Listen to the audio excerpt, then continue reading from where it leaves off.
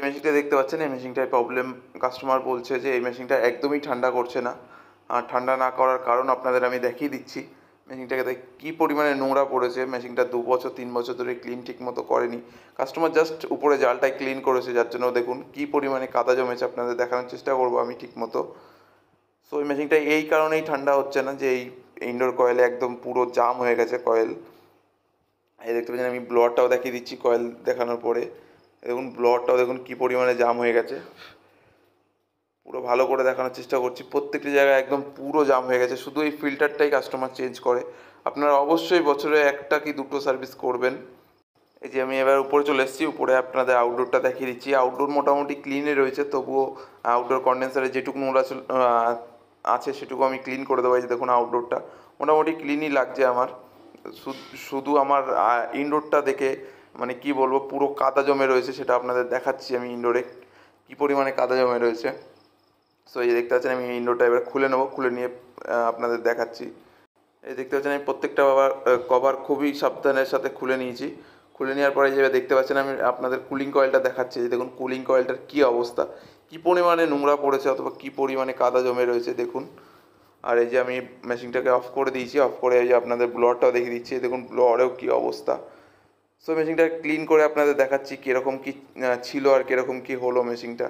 এই দেখতে পাচ্ছেন আউটডোরেও ইনডোর কভারেও কী পরিমাণে নোংরা আমি আপনাদের দেখানোর চেষ্টা করছি দেখুন।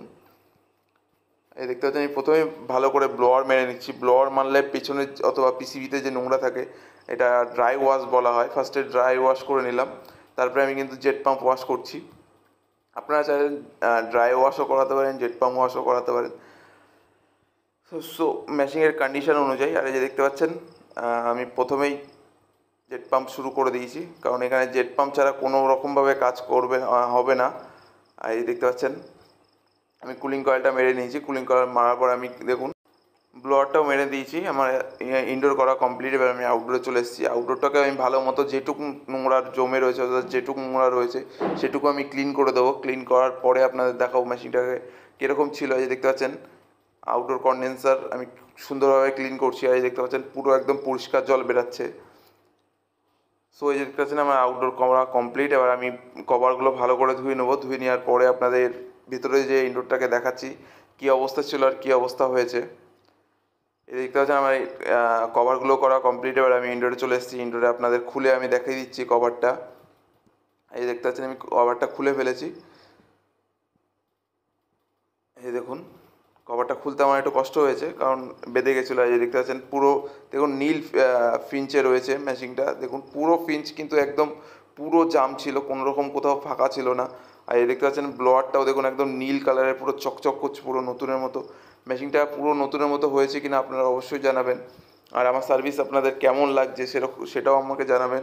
আপনাদের একটা কমেন্ট আমাকে নেক্সট ভিডিও করার জন্য মোটিভেট করে। আর এই দেখতে পাচ্ছেন ব্লোয়ার কুলিং কয়েল দুটো একদম ফার্স্ট ক্লাসভাবে ক্লিন করে দিয়েছি। ইনডোর একদম পুরো নিট অ্যান্ড ক্লিন করে দিয়েছি যতটা আমার দ্বারা সম্ভব ছিল অথবা যতটা আমি পেরেছি। আর এই যে দেখতে পাচ্ছেন পিসিবিতে যাতে জল না থাকে অথবা জল চলে গেলেও সেটা আমি ব্লোয়ার দিয়ে ক্লিন করে দিচ্ছি।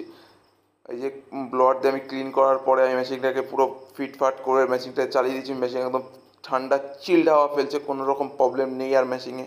সো চলুন এবার আউটডোরটাকে দেখে দিচ্ছি। এই দেখুন আউটডোরটা একদম ফার্স্ট ক্লাসভাবে আমি পরিষ্কার করে দিয়েছি। যেটুকু পরিমাণে নোংরা ছিল সেটুকু আমি ক্লিন করে দিয়েছি।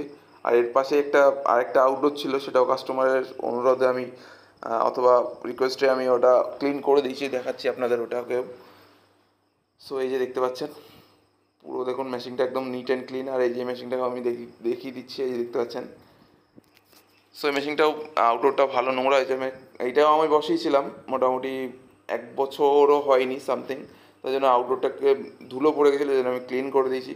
Thank you for watching.